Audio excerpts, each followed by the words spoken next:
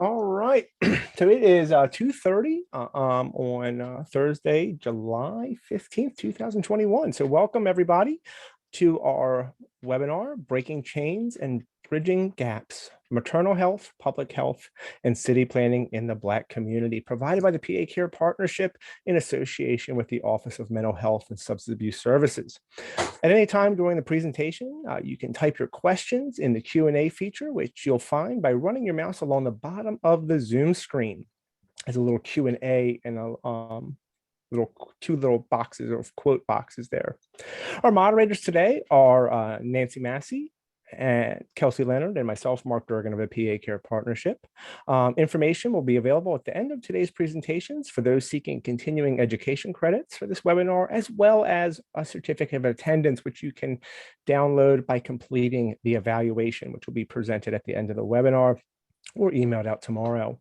For information, this information is also available on the email that you received today as a reminder for the webinar. It is now my honor and pleasure to welcome today's presenters, Saleemah McNeil and Gabriella Nelson. Ms. McNeil is a master's degree in clinical psychology with a concentration in marriage and family therapy, and currently the founder and CEO of Ocean Family Center and a reproductive psychotherapist. Gabrielle Nielsen has a master's degree in city planning from the University of Pennsylvania with a concentration in public-private development, currently associate director of the policy at Maternity Care Coalition. So it is now my absolute pleasure to welcome them. I'm going to pin them to bring them up with Kelsey, and welcome. Thank you so much for the introduction. Thank you. Thank you. So I can get started. So hi everyone, my name is Gabriella Nelson. Saleemah and I know each other. So our goal for today is to really just have a conversation and to keep it just maybe, I don't want to say light because some of the things that we're talking about are actually heavy, but just to keep it conversational and a little bit informal so that we can just, have a good time for the rest of this this day. It's a little late in the afternoon. I have a little bit of Zoom fatigue. I don't know about y'all. So we're just trying to have a really good conversation and hopefully make it a little bit interactive so that we can all fellowship together and learn some stuff from each other. I'll start with my intro and then I'll pass it over to Saleemah and we can start to get into the content. But before I get started today, I just want to acknowledge that I'm speaking to you on Lenape land. I'm out here near Philadelphia, and I just want to acknowledge our Indigenous brothers and sisters for their experiences, the work that they're doing, and just I wanted to highlight them because they are not invisible. Also, for anybody that is visually impaired, I'm a Black woman. I'll describe myself. I'm a Black woman. I have a bun. I don't know what type of print this is, but I have on like a printed blouse.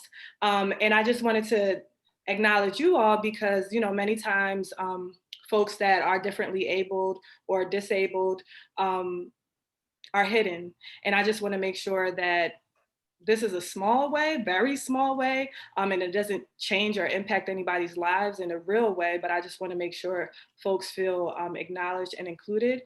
And then also because we're talking so much about family and Blackness and parenthood and motherhood, I just want to take some time to acknowledge the parents, the birthing people, and the children that we've lost to systemic racism, Black maternal mortality, infant mortality, and hold space for them as well. I know they are part of the reason why I do the work that I do and that I continue to do the work that I do. So I just wanted to acknowledge them too and maybe just hold some space for the people that we've lost because hopefully it's not in vain.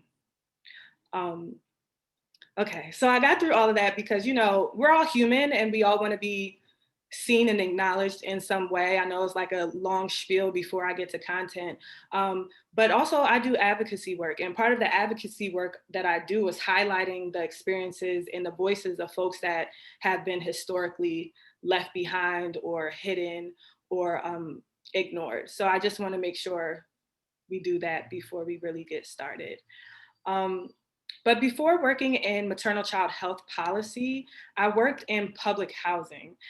So my background is in city planning, how cities are built, the systems within them, the policies within them. So that's the perspective that I'm going to be speaking from and where I believe my expertise to lie. So I like to look at systems and designs that may not be considered maternal child health, and look at them through the lens of my Blackness, my motherhood, and look at them also through the lens of the perinatal period. So that's how I'll be talking today. And hopefully it makes sense and everything congeals. As a city planner, city planners have been an underrepresented voice in the maternal child health discourse, yet the way cities are built and designed acutely impacts birthing people and families with young children. City planning history has created such a lasting legacy of inequity. And part of that inequity is reproductive oppression.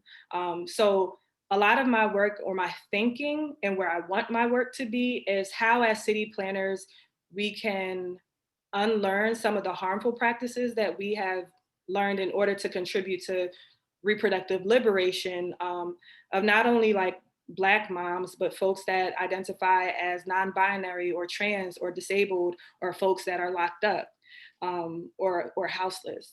So how do we, in my head, like some of the questions that I'm always thinking about are like, how do we advocate for designs of policy that encourage the development of freestanding birth centers in communities, right? And Philadelphia, currently, I know people are working on it, but currently we don't have any. We have one that's in the county, that's in Bryn Mawr, that is not easily accessible if you do not drive. Like, it's just not. So really, there is no options for people in the city. And this is a huge city. Why don't we have any birth centers? And how can we advocate for policy to do that? To not only have freestanding birth centers, but also honor the legacies of like Black granny midwives. How do we like reimagine schools that are lactation friendly, and not just universities, but high schools? You know, people have children young. So how do we provide that for people? How do we advocate that for people, so that they can lactate and feed their children the way they want to, wherever they want to? What policies at the local, state, and federal level allow for anybody to just parent how they want to, birth how they want to, experience their pregnancy how they want to, policies that promote individual and collective healing instead of just continuously promoting violence and harm. So throughout today's talk, I'll try to set the stage for how city planning has created this landscape that we're in today, especially when it comes to like housing instability, and just thinking about design in the broader sense and how male dominated it's been, whether it's the objects or policies, and how we can move forward to widen that lens and think about design and city planning policies that are inclusive, that are culturally appropriate, so that people can birth and parent how they want. And now I'll pass it off to Saleemah. Thank you so much. That last statement really sat with me. How can we birth and parent how we want? Because when you do talk about design and you open up the scope to incorporate all of the other things, that's how we get to where we are now as being Black people on borrowed soil, 400 years removed from our land and our home. So my name is Saleemah McNeil. I'm the founder and CEO of Ocean Family Center and a reproductive psychotherapist for people who are able-bodied and disabled or identify being able differently. I have braids in my hair, knotless. For those who know a little bit about color, is 1B and 30. I have on a leopard print dress with matching glasses and a red lip. So I hope, like Gabriella said, that gives you a little more insight into who we are, what we look like, and what we will be representing today. I like to talk a little bit about how I got into this work, and how I use the narrative of my parenting and my birth choice to be here with you today. We talked a little bit about parenting before you all got on here. I have a 15-year-old son who will probably come down for a snack soon, which is still so surprising for me because he probably still has the same snack time he did from 10 years ago. So in 2006, when I brought him Earthside, it was one of the most traumatic experiences of my life. And during that time, there were things done to me. There were words said to me. There was conversations that happened across my body. Whereas I felt like just an object on a table that was receiving something rather than bringing a human into this onto this earth. So with that experience, it really did catapult me into the space of maternal and child health and wellness. I always wanted to be a midwife, and I didn't know how I would get into the space of maternal and child health and wellness if I didn't go that route. But here I am today, and I would have never imagined that just bringing my son to the earth would provide a different avenue for me to do the same type of work that I've always been passionate about. I come from a very long line of healers. My mother was a healer. My grandmother was a healer. So in my family, that has always been taught to us to provide that healing space, especially for other women. And when I was little, when hospitals would allow you to go to the, not to the NICU, to the nursery, and you seen all the babies in the window, and that was the moment that I decided that this was the trajectory for my life, but I just didn't know how. So I come to you in this space from life experience, from a long lineage of Black women who have taught and passed down the virtue and the genuineness of being a healer, not only to others, but healing ourselves. And that's what I've been able to do throughout my journey with the support of my village to heal through that traumatic birth experience. So this was a very long, and I felt like formal welcome to what we're going to do today. You will all learn so much more about both Gabriella and myself as we journey through the historical implications that have definitely impacted our people, where we are today, and how we move forward with change. Absolutely. And Saleemah, you made me think about how I even got into this work, because I had no plans on working in maternal child health. I went to school for city planning. I was learning how to do financial stacks for affordable housing. I wanted to be an affordable housing developer, making all the coin. Like, that was the goal. But I had my own reproductive traumatic experience, the one of many. That kind of led me down this rabbit hole of like, what happened to me? Why did this happen to me? Does this happen to other people? And so my healing process was doing research. I didn't feel comfortable or have the foresight to really think, oh, maybe I should talk to other people. And of course, this happens to other people. Like, there's a community around this. Because I was in grad school, and probably because I was just like stressed and trying to finish school, I immediately went to the research. So I started doing a lot of research about like Black reproductive history, and started learning that the things that I went through were happening to so many people across the board, but especially Black women. Black women were just not being, and still are not being, listened to by medical providers. And that's exactly what happened to me. But in that same token, I was researching all this reproductive history stuff, which was helping me to find community and find a little piece of healing and try to make sense of my situation. But I was also still in grad school, and being in design school, you don't really have time to like do anything extra. So my goal at that point was like, okay, I got to bridge these two worlds together. And that's how I started to do more research on how city planning really could affect or does affect people's ability to birth, to have healthy birthing outcomes, and to parent how they want to. When I was doing research, I had read this book. I think it was called Root Shock. And so root shock is just this this phenomenon that a scholar named Mindy Fullilove talks about, where she talks about folks that have been displaced. So eminent domain comes into a community and people have to leave their homes, sometimes with pay, sometimes without pay, but more than often the pay is not what it should be, right? So people are leaving their entire social structures and networks based off of eminent domain to kind of start someplace else. And, some people have been in their communities for decades and generations. And she talks about root shock as something that happens to your body biologically when you're uprooted from your social network. And so that made me think, like, if these city planning policies can create root shock and root shock can affect your biological body, what does that mean for pregnant people and birthing people and young children? And that's kind of how I got into this work, because I had no plan on being here, but I'm glad I'm here. I really enjoy the work that I do. And I really try to incorporate that city planning piece into it, because I ain't go to school for nothing. I'm still paying those loans. We have to use that degree. Right. Well, and Gabby, for what you just said there, I think there's something that we should hone in on. When you're talking about root shock, and this is why we are so blessed to have both you and Saleemah here with us today to have this conversation. But when you're talking about root shock, we're talking about that inherent level of violence, of historical trauma, post-traumatic stress disorder that's associated with that trauma.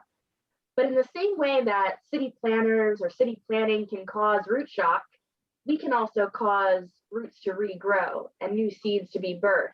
And these types of experiences where we don't always have to cause violence, we can uplift healing too. Absolutely. So, and I really think both of you speak to taking something that's been very negative and an epidemic in the community and thinking about how do we create new spaces of healing, like through the innovations of more birthing centers across the city of Philadelphia. Absolutely. So I'm trying to not regurgitate so I did a TEDx Philadelphia talk for those that don't know, and I'm trying not to regurgitate it, but you just reminded me of a line from that is literally etched in my head that I will probably never forget for the rest of my life. But the line is like, what if city planners had to abide by a Hippocratic oath? What if city planners were charged with doing no harm? How would we look at our profession then? And how would we move forward? How would we undo some of the things that we've done, for sure? Even when we talk about the Hippocratic Oath as it pertains to doctors, we're still doing harm. And so how do we change the system that hasn't been created in the first place to care for Black bodies in a way that felt meaningful and respectful? So to your point, Kelsey, what we really want to do is uproot, right? And then replant, putting down new seeds and grow to heal together. Because as long as we are still watering a root to grow, it will always have those foundations that it was planted upon. So the goal isn't to, tear down everything, but I'd say let's dismantle a few and rework them in a way that the Black community will feel uplifted, feel held, and feel heard. Absolutely. So we can move through it together. Absolutely. And I think with city planning specifically, I think it's hard for some city planners to understand the impacts that we have or the profession has on people, on birthing people. But it's hard for some people. Maybe some people just don't want to admit it, right? But then also I think it's hard because people aren't taking a look or analyzing history and realizing how racist and messed up these policies have been and what it has manifested into. So if it's okay with y'all, I kind of want to do a little bit of city planning history, like really, really brief, but maybe some folks in the audience don't need an outline of what I'm talking about. It's very inherent in my mind, like this is the world I live in, but I also want to make sure I'm laying the groundwork and setting the stage for everything else that I'll be talking about. Is that okay with y'all? I think that sounds amazing. So I think one of the easiest ways to look at the city planning history and connect it to maternal child health is to look at housing, because housing is something that like we all need, and we can kind of grasp that idea of like housing as a social determinant of health and what that means. But a lot of city planning history and policy goes into the landscape of today's housing instability. And I can just go through a few of the policies very, very briefly, because I do not want to lecture y'all. I don't want to do it, but I also don't want to do it to you. So I'll go through some things that kind of set the stage. So one of the first things that we're probably all thinking about is redlining, right? The private institutions and the government really discriminated, especially against Black people, when it came to home ownership. So Hulk was the homeowners loan corporation. That was the corporation that created these redlining maps. And so they drew residential security maps for a bunch of our cities in the United States. So they wanted to make loans, very low interest loans to struggling homeowners, but not homeowners of color. So places where Black folks and folks of color live, they outlined in red, and it was a no-fly zone, no-go zone. And so that really helped to institutionalize the exclusion of Black people specifically from home ownership. And we know that home ownership means a lot of things, not only for our health, but for wealth accumulation and just stability and feeling a part of a community. And that was in the mid 1930s. And also around that time, maybe a few years later, we had the Housing Act of 1937, which really set the stage for public housing. So when public housing first started, it was for the majority of the people that were in public housing were white middle-class people that just fell on hard times after the Depression.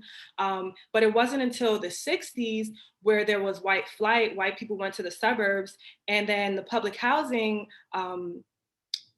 developments were left and were filled with concentrated poverty and all the issues that come with concentrated poverty that we're still dealing with today, that we see a lot. And, you know, I used to work for a public housing authority. So I know the issues that are with that and what that means for participants. There are a lot of good things that people can get, a lot of services that people can get, but the patriarchal system of it, the monitoring of it, it's almost, I'll leave it at that. There's a lot of things that could be better with public housing.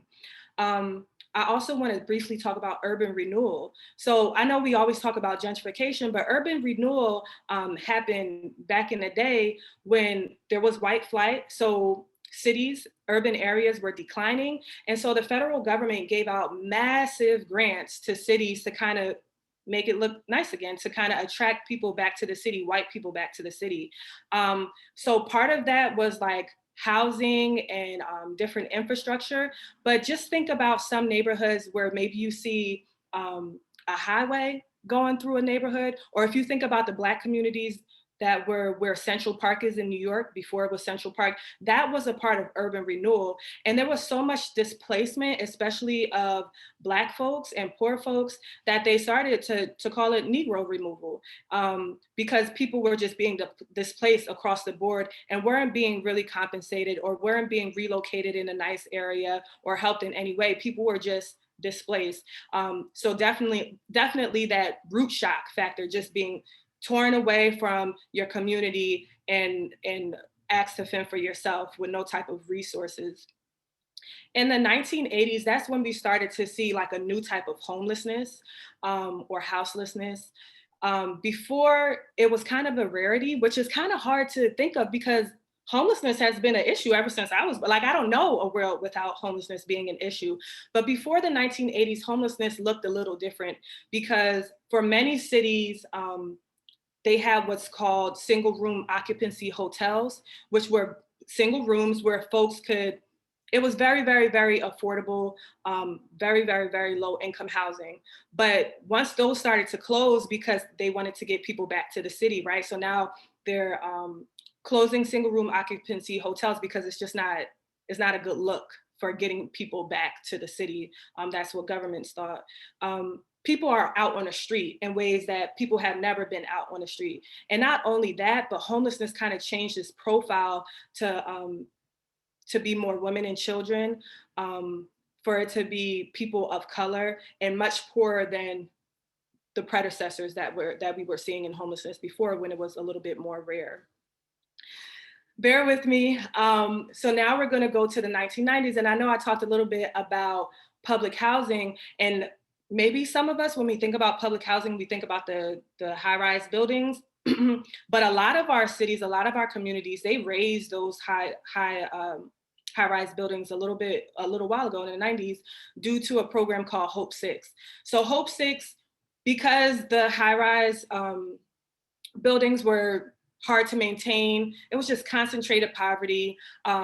A lot of them were demolished, and the thought was to create these like garden homes. So you'll still see a lot of PHA or public housing developments, but maybe they look like, you know, townhomes or a little bit different, and they look like they mesh a little bit better into the surrounding community. That was part of the Hope 6 project. So a lot of the buildings that were demolished, people were, you know, relocated. And a part of that relocation was giving people vouchers. Vouchers were supposed to help people live wherever they wanted to live. But if anybody has ever worked in public housing, you know that a lot of landlords do not take on vouchers. So it could be very hard to find a landlord, a private landlord that wants to take that voucher. So you reinforce communities of high concentrated poverty, maybe not in that high-rise building, but in other areas in the city or in your community, because only certain landlords want to take the vouchers. And at that time, there wasn't a one-to-one replacement for relocation. Now, if a housing authority is going to tear down a building and create something different, there's a one-to-one relocation. People can come back. But before, it was a little bit harder with regulations and things like that for people to come back. So people were displaced again, causing a lot of housing instability. And I know for this group, I probably don't need to talk too much about the recession and the housing bust in 2007 and 2008 and what that did for communities, especially communities of color, where people were being foreclosed the most. Really mirrors where communities of people of color lived. So our communities were hit really, really hard. And, you know, I can't even begin to go into detail about what the pandemic has done to housing, but we see the advent of like national eviction moratoriums and municipalities being thrown money to keep people in their apartments, to keep people in their homes. So we know that it's a real issue. And I don't even think we scratched the surface of how long we'll be recovering from that. So I say all of that to say that a lot of policies were created and designed, city planning policies, very specific policies were created that have created this landscape of housing instability that we're in right now. And for housing instability looks different for different people. Sometimes it's rising housing costs, which we probably can all relate to, especially if we're living in a city. It's rent seeking. So rent seeking is when there's a high demand for an area, and so the rent will increase, but there's no other like amenities that go with it. Landlords are just really trying to get as much as they can get for as little as they can do.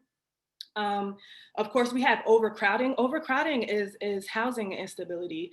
And a lot of people are experiencing that and not realizing how unstable and unsustainable that is. Of course, and we saw with the pandemic, loss of job, loss of income. That's a huge part of housing instability. And of course, eviction and homelessness. And we know from the literature that having housing or not having housing is really important for your health. So there are so many studies that show homeless children, they are more vulnerable to mental health problems, developmental delays, depression, living up in frequent moves or living up in doubled up housing, evictions, foreclosures is all related to elevated levels of stress and depression and homelessness. So we know how important stable, safe, and affordable housing is. And it's not far-fetched to connect that housing inequity to general health and then to maternal child health. So looking at city planning history and the racism and classism and capitalism and all the isms that have been a part of it and how it led to today's instability, we know that so many Black people, so many Black birthing folks are in prime breeding grounds for toxic stress. And we know that so many people are, especially in 2021, especially 2020 and 2021. But the systemic inequities and inequalities in the structure of opportunities place people of color at an even greater disadvantage. So when you're thinking about folks that are especially vulnerable, folks that are pregnant, folks that are caring for small children, folks that had just given birth. So many complications can happen if there is no stability at home. I know, so, and also thinking about the work that I'm doing now, especially when it comes to chronic stress, preterm births, the research shows that those who experience greater stress are more likely to give birth to children with elevated stress hormones. I would have to look into that more, because I also think that there is a danger in talking about how stress can biologically change your body, even just because there has been so many conversations. If we think about eugenics, just thinking about how people have argued that Black people are biologically different. So sometimes I feel a little bit nervous talking about toxic stress and the effects on the biological body, but it does have a real impact. And then especially in the work that I do at Maternity Care Coalition, that organization, or the organization I work at, we do a lot of home visiting. We have a whole bunch of direct service workers that need to go to people's homes in order to give them the resources or to provide the interventions that they need, or like early childhood education for their babies. So having a safe and stable home is like such a priority that we don't necessarily mesh into maternal child health as much as we need to, because it's put as maybe a city planning issue or something else, but it's so intertwined, and it has such a potential to present a point of intervention for some of the things that we're working so hard to undo. I know I just talked a lot, so I'm gonna just stop and pass it off. That was so great. And I'd love to hear too, like, Saleemah, your thoughts on what Gabby mentioned and how that connects to your work. But we did have a question that came in that I think is maybe like a good pause question. And the question was, would you say that, I think it's directed to Gabby, but maybe Saleemah, you'll have thoughts on this as well. Would you say that urban renewal and gentrification go hand in hand? And, you know, maybe even talking about that in the context of maternal health. Yeah, so I think the way I look at it is gentrification is an umbrella, because gentrification has been happening way before we started talking about it in different countries around the world. Like it is not a new phenomenon. It's just the way that we're talking about and the access to research that we have now. And I would say urban renewal kind of set the stage for this recent phase of gentrification, because it's gentrification, or a type of gentrification like on a million trillion thousand. Like the resources that the federal government gave municipalities, I haven't seen the federal government do anything like that ever. I mean, I wasn't even aware when it happened because I was a young baby, but I've never seen anything like that. And it was just like gentrification on steroids.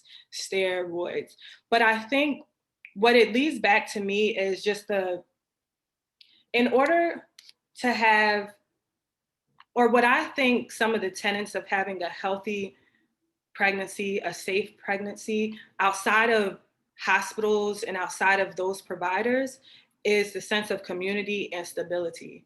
And when you don't have that, when you don't have a safe place to live, when you don't have community anymore, and you are on your own or restarting or whatever it is, that creates a set of traumatic experiences that just opens the door to so many outcomes that are unnecessary, that really could have been prevented if folks were able to not only stay where they are, but have access to resources where they are. It's not always somebody's best interest to leave someplace, even if the place is maybe not to what our standard is or what somebody else's standard is. We want people to just have access to resources. I remember when one of the Philadelphia housing developments was imploded. I don't even know when it was. Maybe it was like almost a little like 10 years ago. And it was one of the developments that has such a reputation for violence and drugs and just like everything that you can think of. And when that development was imploded and collapsed and it was rubble, there were so many cries. I mean, people were wailing because even though it was maybe not something that we would want to be in, or your mom wouldn't want to be in, or you wouldn't want your mom to be in, it was a community. And there is such value in community that we don't talk about enough. Am I saying that people should stay in areas of concentrated poverty, that people should stay in places that aren't safe? I'm not saying that, but I want to really emphasize the importance of community and what that means for health and what that means for well-being. Well, and I think with what Gabby's saying, you've identified systems of oppression. And so Saleemah, I thought maybe we'd ask you a question.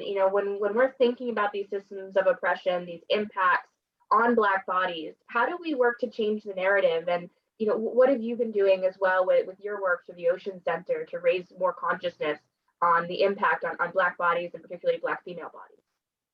Yes, the first thing that I think about is the title of this webinar today, the first part, like breaking chains.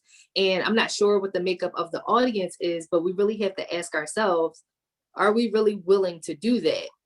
And understanding what that takes, because there's sacrifice of what we've been taught and what we know to learn something different and do something more. So I can't talk about the impact of our Black bodies and we don't pay homage to the women who have paved the way, Lucy, Betsy, and Anarcha, who were enslaved Black teenagers who endured abuse and surgeries without any sedation at the hands of a murderer and a very terrible physician who has statues and who's quoted in medical journals, and his teachings are taught in med school as to, procedures that are done. So J. Marion Sims, I believe the statue is being removed in New York. I haven't really kept up with that, but what I have kept up on is the statues that are being erected, I believe in Alabama, of Lucy, Betsy, and Anarcha through a nonprofit organization down there that is led by Black women. I often tell people that we have the answers to help our community. Ask us.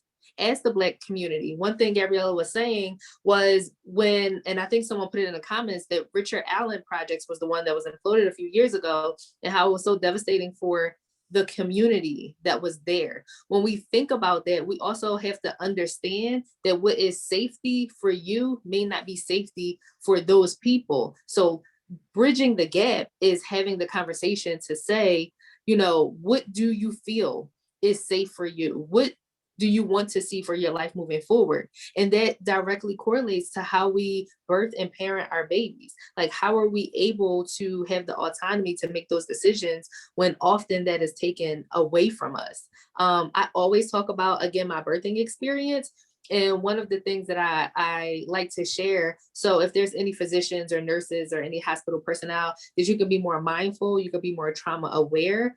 And an easy fix would be to just ask somebody's permission before you touch their body. Be mindful of what that may mean to them and inform them of what it is that you feel is the best course of treatment while giving them the option to respond. Because informed consent is not sticking a packet of consent forms in front of somebody to fill out in between or during contractions, because they don't understand fully what they're reading and they don't understand fully what the words that are coming out of your mouth. So just being more diligent about that and how you can really help that person through that birthing experience. When we talk about community, we also talk about trust. So trust and mistrust.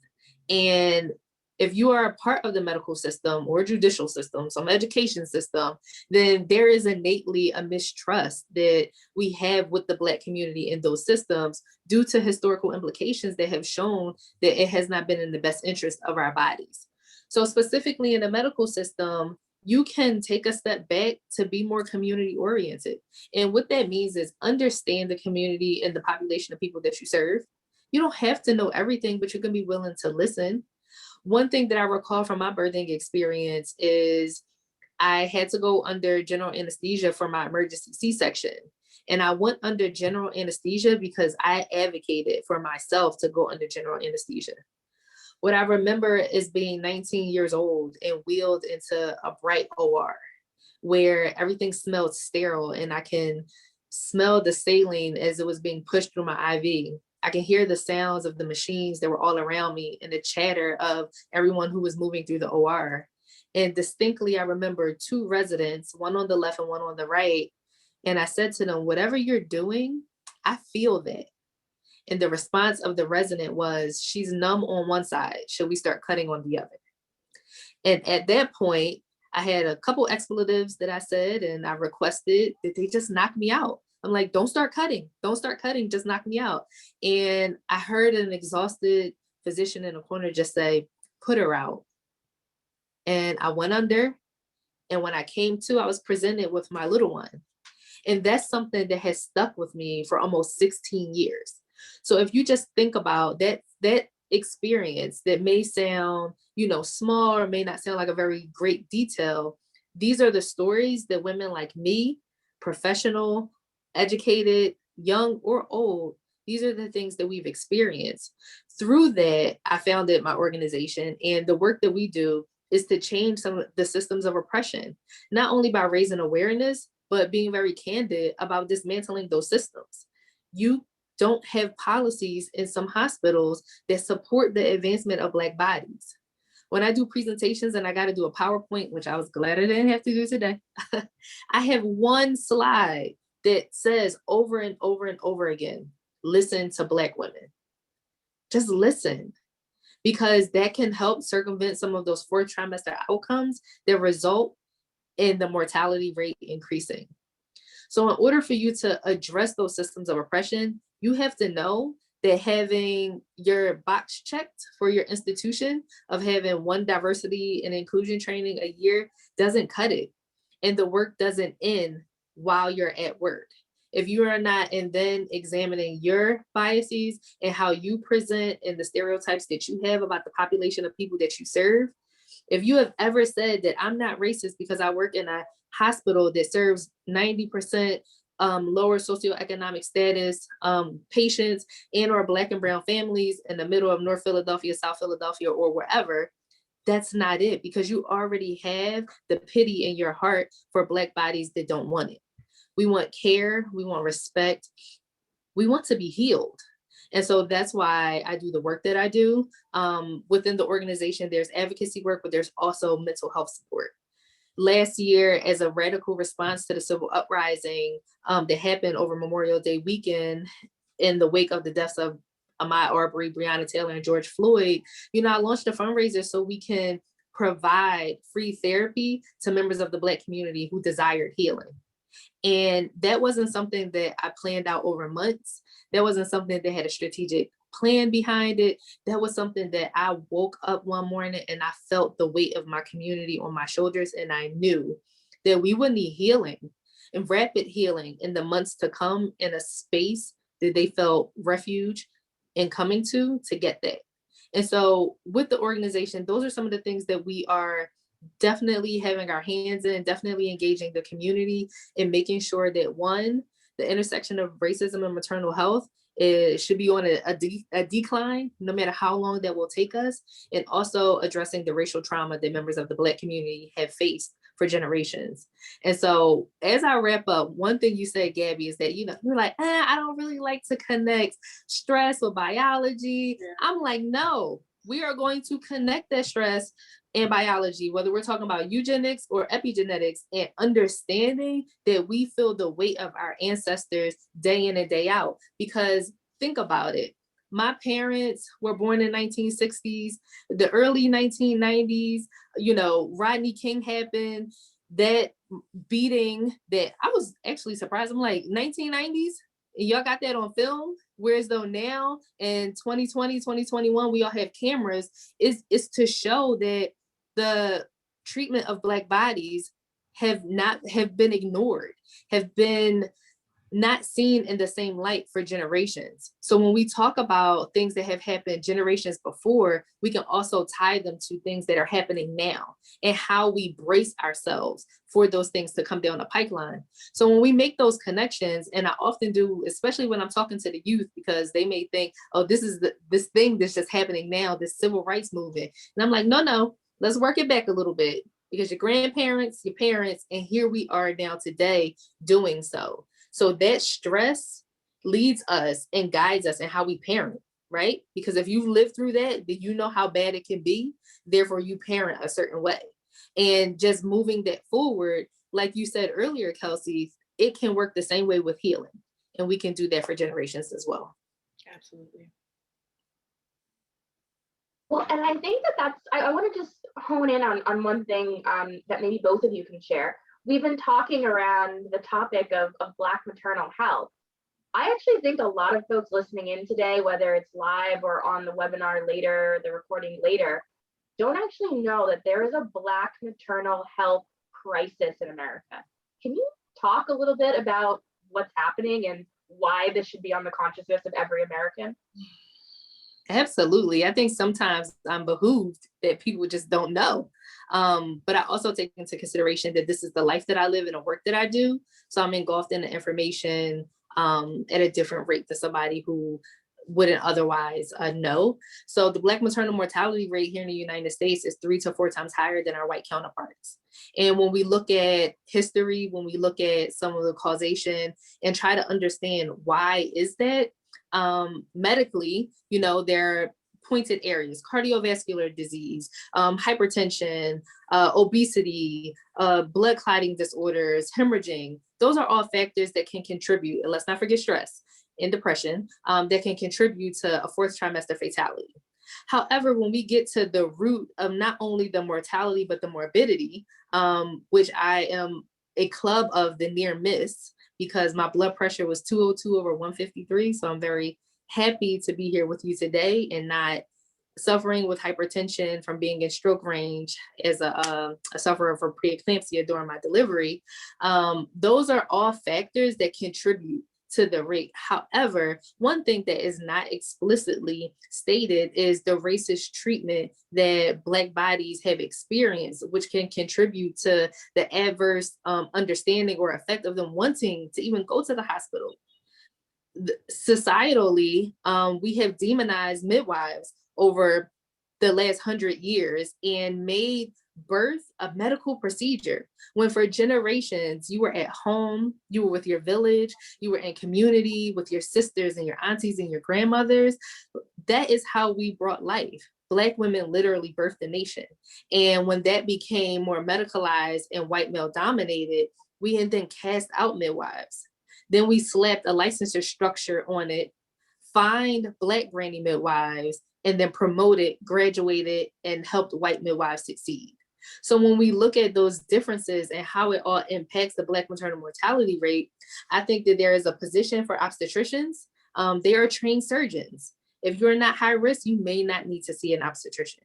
A midwife is a viable option for you to bring your human earthside. And whether that is in a home or in a hospital or in the birth center, if you can make it out to Bryn Mawr, then that's okay. But when we look at the system, we look at the design, we have to and then understand that structurally, this is how things have been planned out to be, and why it impacts that 3 to 4 times higher for Black women to die than our white counterparts. Can I just also add to that with my personal experience? I think I don't have anything to add about the Black maternal mortality crisis. You got that down. But I'm just, so when I got pregnant, I'm a mom. And during my pregnancy is when I was very, very much so in knee deep in the research about doulas, midwives. I had taken a doula training, so I had a lot of inside knowledge. I had a lot of doula friends. I was pregnant when I did my TEDx Philadelphia talk, which is on city planning and Black maternal mortality. So I was really in community during my pregnancy. I had a doula, I had a midwife. But one of the things this is my theory, I have no no real evidence, but this is my theory, and it's connecting systems and city planning to my traumatic birth experience. But I think it was in August or July when Hahnemann closed, that kind of, it excluded a whole bunch of people from a hospital that was really accessible for folks. It was a hospital in the middle of Philadelphia, in Center City, that took a lot of Medicaid. So it excluded a lot of people from that. It shunned a lot of people from that. But also that maternity ward shut down. I gave birth in September at Pennsylvania Hospital. And by the time I got there, it was so crowded. All of the nurses and the midwives were like, I don't know what's happening. It's never been this crowded before. And of course, I'm in labor, so I'm not thinking, excuse me, Hahnemann closed a couple months ago, duh. Like, I'm not thinking that until months later after I had my kid. But just thinking about how the decision to let a super, super, super important medical institution in the middle of the city that serves a very particular population of folks in the city, allowing that to close in the middle of the summer. And you know, if anybody lives in an urban area in the middle of the summer, you know, it's super lit. Like, the hospitals need to, like, they could have picked a different time, if any time at all. And then that trickled down. What I believe, and I could be wrong, but this is just my belief, and I have yet to look into it because it's triggering. So I'm just not even at that point where I can look into that. But then by the time I give birth a couple of months later, the hospital that I'm at is so crowded. They don't have any rooms for me. And it was to a point where I was in triage for so long, the midwife told me that the only way she would let me get a room is if I took Pitocin, which was something that I didn't want to do, which is something from all the training and being in community with birth workers. I knew if I have to, you know, if you have to do something, you can do it. But I didn't want to take it because I knew what that meant as far as the snowball effect, and taking one intervention and that turning into 2 and 3 and 4. And it turned into me having a very traumatic experience and having a C-section and I don't have the medical knowledge, but when I do not believe it was necessary. I feel like my body was put in a position where it couldn't do what it needed to do because it was being rushed, because there was no room. And I made a decision, even though it was voluntary, I feel like it was somewhat coerced, because it was, I take the Pitocin and I get the room, or I stay in triage. And I don't know what help me. This is my first kid. I don't know, I'm listening to you. And I had a doula and I had a midwife and I had all the knowledge. I had really good insurance, all the things that you can check off and say, oh, she wouldn't be at risk, she should be fine. I had all of that. And I still feel like the systems at play, the city planning policies at play, led me into a path that was really unnecessary, and that I'm still healing from. And the last box that you checked that led to the outcome was being Black. Yeah. That we checked. Yeah. Mm-hmm.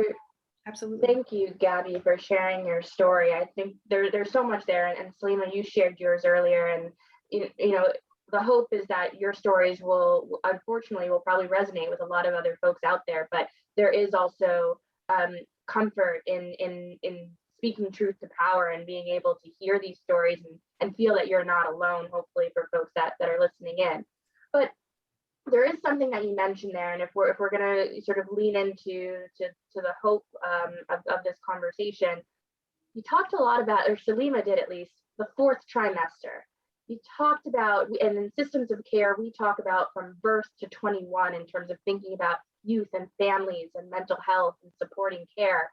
And I'm curious if you could talk a little bit about what you think are the types of mental health supports that Black families need in that 4th trimester, and recognizing that birth and that 4th trimester is real. I think sometimes folks only think there's 3 trimesters to pregnancy, but there's a 4th. Can you talk a little bit about what that means? Absolutely. That 4th trimester is the game changer. After you bring your human earth side, and I think there's this romanticizing of what it's like to meet your newborn, and it's love at first sight, and you just innately connect, and breastfeeding is easy, and the baby will do the breast crawl to get there and latch themselves, and everything will be fine. And often it's not. You sometimes don't have that immediate connection with your newborn. And if you don't, and society says you're supposed to, the one thing you automatically think is that I'm already doing this wrong. I am not connecting like I'm supposed to. Why don't I feel the way that I'm supposed to feel about my baby? And it spirals into so many other things. I think giving appropriate information about what that fourth trimester will look like is really important, and letting people know that mental health support is available and it is accessible to them. Specifically, when we talk about the Black community, there's a few layers, because for generations, mental health support has been stigmatized. Only crazy people go to therapy, only white people go to therapy, only rich people can afford therapy. So those are the narratives. And if you don't think that you're crazy, then you don't go to therapy. However, what we're doing is not only putting racially concordant care in place, which is for us by us. We talked a little bit about even going to the hospital and being able to see someone that looks like you and the level of comfort that they can provide. It's the same with mental health support.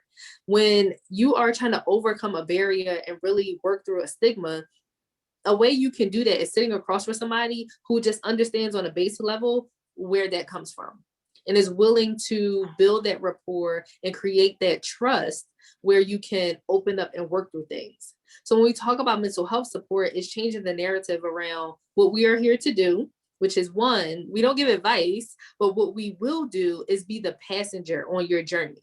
And I tell my clients all the time, if I'm the passenger on the journey and you want to go left, if you feel like left is the right way to go, then I'm going with you. And if it's not the right way to go, we're going to work together to get back right. And that's what therapy is about. And I don't think a lot of people fully understand what the therapeutic relationship entails. So education around what it is, why it's important, is the first thing that can be put in place to help people better understand. The next thing is education around those postpartum perinatal mood and anxiety disorders, which include depression, anxiety, OCD, and psychosis. It's important to, in the prenatal period, or when you're doing your family planning before you're pregnant, to understand what the signs and symptoms are of those disorders. Not put in place for you to diagnose yourself, but put in place for you to understand that normally I act or respond this way, and this is outside of my norm. So let me get some support with understanding how do I get back to my norm in this fourth trimester, and not to be confused with snapping back anything that has to pertain to your body or being the same person you were before you were a mother, but getting back emotionally to your baseline and working through. So having that support is really important. And I will say there's not a lot of Black clinicians who specialize in perinatal mood and anxiety disorders, which is why I have worked very diligently to have the clinicians in my practice all specialize in perinatal mood and anxiety disorders. If they're not already trained, they are being trained in the next few months so we can work together to tackle this issue and support our community. Can I also add, I had to pull something up because I'm not good at remembering numbers and statistics, but the Philadelphia Maternal Mortality Review Committee recently released their report, and it showed in the report that mental and behavioral health issues played an important role among pregnancy-associated deaths, right? So 45% of the pregnancy-associated deaths had a history of mental health issues, and 58% had a history of substance use disorder. So really important that folks get the help that they need. I know at MCC, at our organization, we've been doing a lot of policy and advocacy work about making sure that there are increased screenings for birthing people regarding behavioral health issues that they may be experiencing. A lot of times, you know, as a new mom or a new parent, you may not go to your own appointments, but you're probably going to go to your child's well visits, right? So making sure that parents, mothers are being able to be screened at these well child visits for your baby. I don't want to say kill two birds with one stone, but, you know, making sure that you're meeting people where they are, because sometimes it's a lot to just do something for yourself, even if it is go to the doctors at that time, and making sure that people really have that access, like Saleemah said, access to the services that they need, because, you know, maybe sometimes you just need to talk to a therapist, or you need to talk to your mom and your tribe, but other times it can be life or death, and it's preventable. Absolutely. And I think with policy and a lot of hospitals, pediatric offices, even pediatric dental offices, are often doing screenings, home visiting programs. Everybody is screening, which is amazing. Let's put as many hands as possible on this family. However, when it comes to the resources for treatment, that's where we really need support. So if we even put that in perspective, in Philadelphia, I think almost 9,000 Black babies are born a year. You can check those statistics, maybe more, maybe a little less. However, my organization is one organization that is Black run, Black owned, and all of my clinicians identify as Black or person of color. Most of my clinicians, 3 out of 5, are all trained in perinatal and anxiety disorders. You won't find that anywhere else in the city. There isn't a concentrated organization outside of mine that's dedicated to the treatment. We have so many people doing screening, and I'm so thankful for it. However, we also need to like bridge the gap for real. So if we're talking about breaking those chains and bridging the gaps, make it more accessible. And I'm actually working through an amazing grant that I got through the American Heart Association to try to expand that accessibility to our Medicaid population, to other private insurance populations. And so that's just something that can come down the pipeline. However, although I'm not a one-woman show anymore, getting the people who can make those decisions is a little harder than we anticipate. So just making sure when we talk about accessibility, we're also talking about grassroots organizations who provide the services and giving them the ability to expand and provide the services to the community with the support of the major stakeholders and MCOs that service our communities. Absolutely. And just thinking it through, right? Because some things it is clearly not thought of. I've been in circles with parents who say that they use their Medicaid to find a therapist in the perinatal period, so very soon after they gave birth, but they weren't able to bring their kids. So how is that really accessible? So also just like thinking through and making sure that the care people are receiving and seeking out is culturally appropriate and just it makes sense. Listen, we see boobs in session all day. Right. I hold babies when we're in person, like bring them on. Yeah. Saleemah, you have done such an amazing job of building out the Ocean Center within a system that was set up for Black clinicians to fail, basically, or for Black bodies to fail in a lot of ways, to not be licensed, to not be certified, to privilege, white clinicians, as you both mentioned in the history of both planning and mental health care. So with that, we had a question come in from an audience member about your experience or opinion on doula care for Black women. And I wonder if you could just speak a little bit more to what your vision might be for the future in terms of lifting up Black midwives, Black doula care workers for Black maternal health. Unpopular opinion, I do not think that doulas will save all Black moms. No. And here's why. They are direct service workers. How dare we put that pressure on them to do so? A lot of the legislation pieces that are being introduced, policy pieces, make doulas out to be these superheroes that are going to save all the Black moms. And that is so far from the truth, because when we think about the systems, we have direct service workers that are right there in the trenches with the families doing the work. And then we have the C-suite and the people who make decisions for the rest of the system. So if we're not working from the bottom up and the top down to meet somewhere in the middle to address these issues, then there's no way that we're going to be able to do the work that we need to do. There's also reimbursement issues. Why should doulas be reimbursed through a third-party service?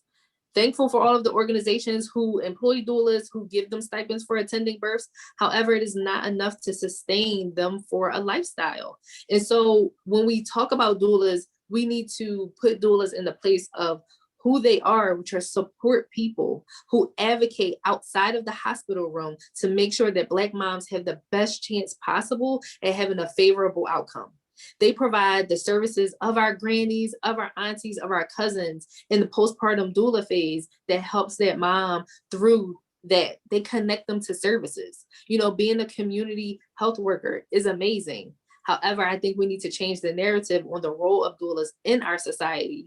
And as birth workers, we all work together to make sure that the system is treating us all right in that birthing sense and not putting a cape on doulas to save all the birthing Black moms.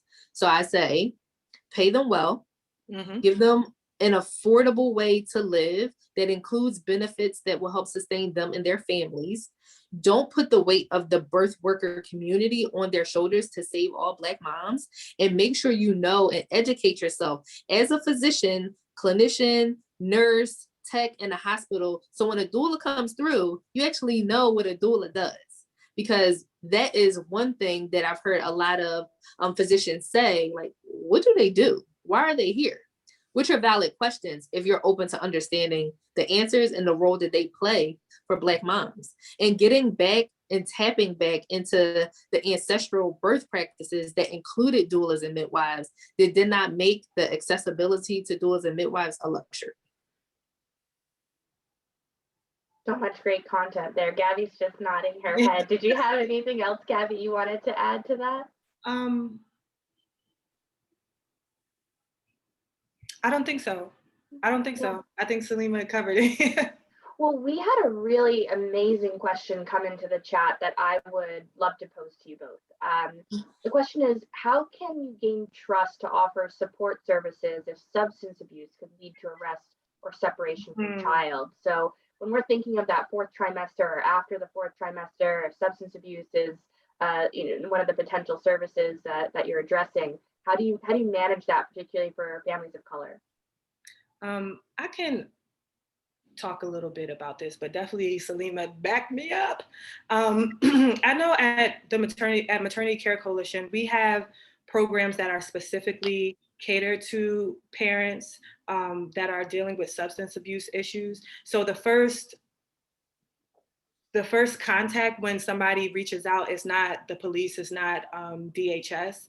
It is, how can we help this person? How can we support this person and give them the resources that they need? I think this just speaks to a larger system, and even thinking about the screenings, right? Like if I'm suffering from postpartum depression and I'm just not doing well, do you think I'm really going to tell a provider that I don't really know that much that I'm depressed?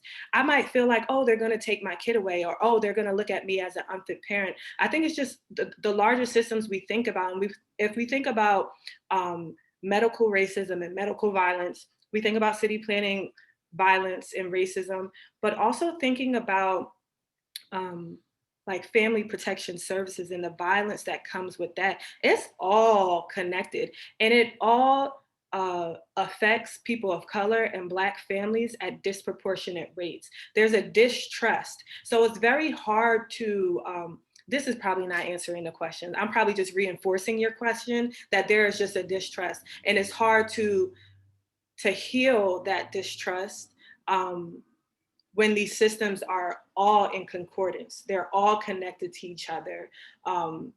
And they all are created in a way, and they have been created in a way that it feels like they don't want to see Black families thrive. Like that's just what it feels like. That's what it is. I didn't answer. Is that? I think you did. I mean, Saleemah probably may have some thoughts, but sometimes the answers aren't always positive. They're facts. So I think that's what someone wrote in the chat as well. Saleemah. When I think about the role of substance abuse in Black maternal mortality, and I think about immortality generally, I have 2 trains of thoughts. One is that when we look at substance use today and the numbers and how it's more opioid use, and although opioid use impacts the Black community, it impacts more of our white counterparts. The second train of thought is, how do we connect that to the treatment of the Black community and the distrust with the Department of Human Services? So if we want to flash back and go back to the 80s and the devastation that the Black community faced during the crack epidemic, and how we weren't treated with compassion and empathy, but with punity and incarceration. When we look at the two, the dichotomy often makes people step back and say, you know what, I am going to service my community, which and then separates from another community. So when we look at it in its entirety, and I always refer back to being a direct service provider within a medical system, they already have their policies. So if I believe a lot of hospitals in the city of Philadelphia, upon admission or delivery, they do a toxicology report, they do a drug screening. And if anything comes up hot or positive, the policy is already to notify the social work team and to the Department of Human Services. So they are innately entering your world, whether you like it or not. I have worked on the front end and the back end to help families heal who have been traumatized after having their little one and bringing them earthside, and then they show up a trace of THC. Serious? And now you have DHS coming to your home to invade your space, to look in your refrigerator, to determine whether you are a positive parent, a good supportive parent or not. So there's so many systems in play. It often feels like we're running on a hamster wheel, and it's so hard to just like catch up or even get in front of the issue. I had a client who came to me during her pregnancy. She said, hey, I really suffer terribly with depression and I have suicidal ideations. So we worked tirelessly together. She never missed an appointment. She worked through her negative thought patterns. She challenged the intrusive thoughts. When she went to deliver her baby, they asked her if she had any suicidal ideations, if she had any intrusive thoughts. And she said, well, I have in the past, I have not currently. Here's what I experienced. This is what I worked through with my therapist. They separated her from her little one, told her that she could not leave the hospital until she had a psych evaluation, and that she would not be able to see her little one. This is a married woman with a bachelor's in nursing that was and then separated from her newborn, who calls me hysterically, begging me to speak to the provider to let them know and confirm that she has worked through some of those things. So that's just an example of when we talk about the system, we talk about substance abuse, we talk about DHS and how all of the systems work together, medical system, Department of Human Services, the judicial system. It often just feels like defeat before you can even address the issue. Absolutely. So that was a very long answer, not to directly give a Can I make it longer? Please do. I'm just still thinking on that, because if you ever, for folks out there, if you ever want to read from a really great scholar that talks about this and the connections, her name is Dorothy Roberts. She's a professor at the University of Pennsylvania. But it's also making me think, and I just want to make the connection explicitly, when you think about parents that have been separated from their children, many times what's at the root cause of that is housing. Back to housing. When people don't have secure and stable housing, they are penalized. A lot of people are penalized for being poor. And one of those punishments is having their kids taken away from them, especially when they don't have stable housing. And I think this conversation leads to a broader conversation about abolition.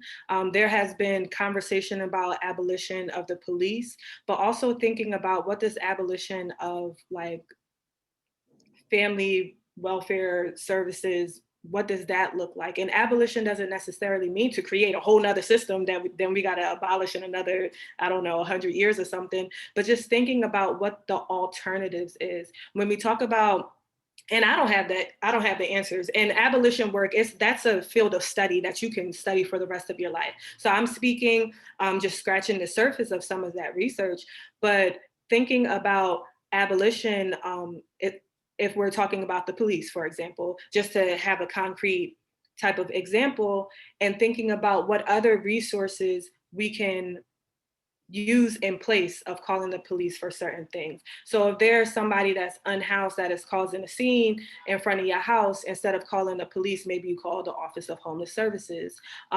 If there's somebody that just needs help, there are other offices or departments or resources that can be used instead of using the police as the end all be all for everything. And what does that look like? What does that look like for child welfare services? What does that look like for homelessness services?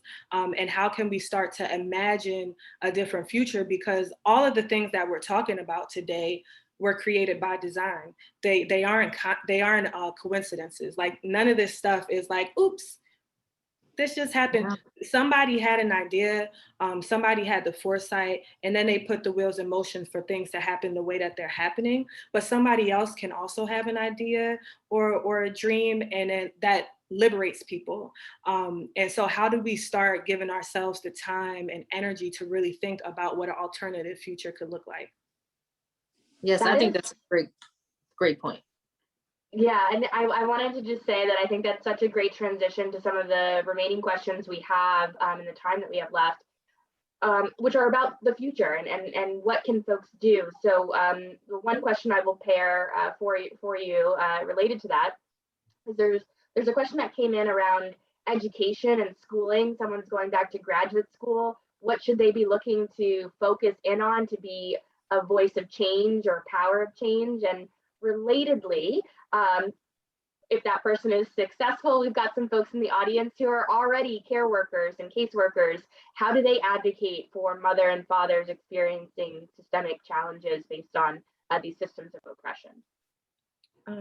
I can tackle the grad school one. Because my grad school experience, like I might have mentioned, it was very focused on numbers and like pro formas and finance type of stuff and master plans and beautiful renderings, and not necessarily on the people, when clearly all the things that we are planning and trying to figure out how to finance are directly affecting people. I think one of the things that is really important, especially if you're going to school within a community, like some universities are just a enclave of its own, and it's just its own bubble, and I can't really speak to that. But being in universities that are in a city or in a community, understanding how that community interacts with that, how that university interacts with that community, and what does it mean for the people in the community, taking the opportunities to be outside of a university bubble and understand the context in which you're in, making sure that there is, or advocating for opportunity for lived experience experts. So maybe folks didn't go to school or didn't finish school, or maybe folks don't have letters behind their name, but they are out here living experiences, making sure they have the opportunity to lecture at your school and get paid to do so, because they have experience and expertise that is really important, and that is super, super, super valuable. So making sure that you got to make the experience however you can't expect for the university or your professors or whoever to create the experience for you. You really have to. And sometimes that takes extra work outside of the already stressful curriculum. But I think there's so little emphasis put on the communities that these schools are in and the people that live in them. And those people need to be right where your professors are sometimes. And this is important, they need to get paid. They need to be compensated for their time and for their expertise, because they deserve it. Absolutely. I'm going to piggyback off of that a little bit, because academia is a very interesting place, especially if you are going to be a therapist. You will see that a lot of the narrative around caring for Black families is that we don't go to treatment, we're hard to retain in treatment, and we do not believe in the advancement, basically mental health wise. Throughout my grad school tenure, this was said to me over and over again. And I started to believe that. And once I realized that it was by design, we're going to put that on a t-shirt after this, that it was by design, not by coincidence, I knew that I could do something to change it. So like Gabriella was saying, is that you have to be the one to advocate and foster that change while you are getting that advanced degree. That degree and those letters give you the formal education you need in order to go into the communities to understand what's happening. But that lived experience, I believe, will truly trump anything that you can learn out of a book, unless it's like surgery or law or something like that. However, qualitative research is how we get a lot of the experiences captured of our people. There are not a lot of Black researchers. There are not a lot of Black people who participate in research for a multitude of reasons, but you can change that narrative with being on the forefront. On the other end, in terms of birth workers and how you can become advocates, be a little closer with your state representatives and council people. And I say that because they're the ones that are introducing bills that impact Black bodies. And they actually do, some of them, listen to their constituents. And so if you're in that area, like drop past your state representative office, drop past and get to know your council people, because you're the voice that they need to hear. Once they get to know you and understand how you fit into the mold of this community, then they come to you for more advice, and your voice is then heard on grander scales, whether they need you to testify at a hearing to get their other colleagues to better understand what it is that we're trying to do to change the community. Also, anytime there is a new program being introduced into the community, whether you work for a nonprofit organization, there's always like stakeholder meetings, and you are a stakeholder. As a birth worker, as a Black birthing person, you are a stakeholder. And you can attend those meetings. If there's ever a call for community meetings to get feedback on programs or housing, attend those. And those are ways that you can really advocate and be on the front lines of change that doesn't include you arguing with a physician while your client is in labor. Yeah, we want to emphasize being proactive and being Yes. champions from today, now that folks are embedded with the knowledge that you both shared. So as we're closing out, I think my final question, which has come in from other folks as well, is to just ask you, and you covered a little bit of this, Saleemah, in answering the previous question, but what are some closing thoughts you'd like to leave folks with? And maybe if those could be action oriented, what could folks do starting today to change the system in terms of city planning, or change the system in terms of mental health or education or judicial? It could be really small, even on an individual scale, but what are your closing thoughts as we round out today? Yeah, so I have twofold. One, it's going to sound super simple, but it's going to be the hardest work you ever do in your life. And that is to change you and your perspective and how you see communities of color, immigrant communities, minority communities, and really just doing the internal work to challenge the biases and confront the biases that you have. That is the single-handed most important work that you can do, because once you can change yourself, you can then educate your circle and then be an advocate or an ally or an activist for the communities of people who really need your support. On the other hand, if you are a very resourceful person, you can always donate a lot of money. That helps. Or if you don't have a lot, you can still donate a little bit, because that helps as well. So when we talk about donating, what does that look like?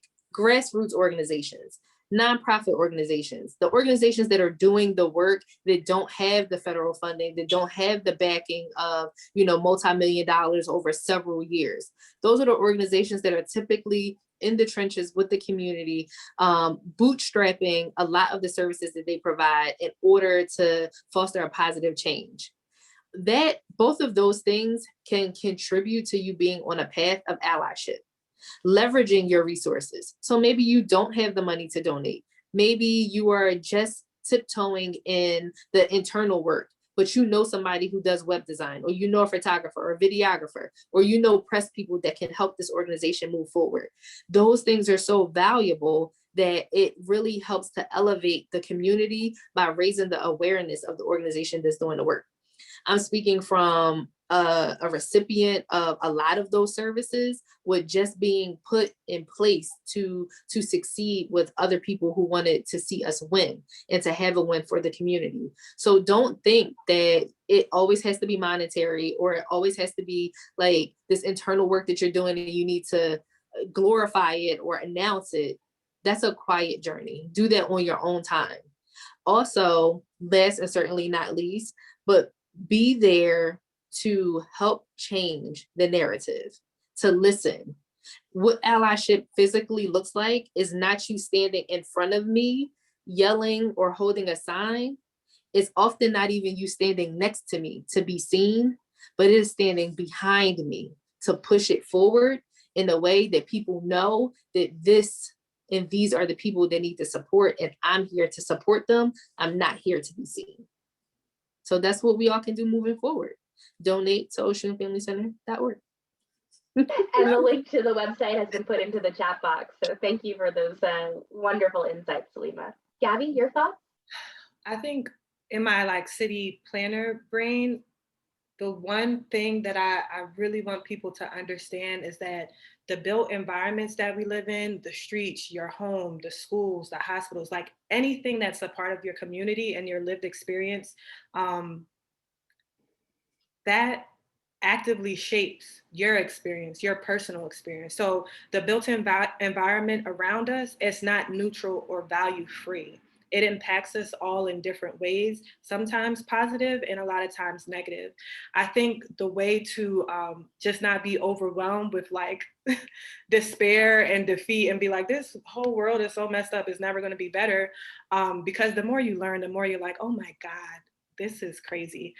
But, and I know that this maybe is coming from a place of privilege and maybe sounds like it's not important, but rest is really revolutionary. And we live in such a capitalist society. We're always on the go. We're always thinking about our next move or how we're going to eat, how we're going to pay our bills, or even if we're doing well, how do we get to the next level? And when we're constantly moving like that, we don't have the chance to sit down and dream and think of what an alternative future could look like.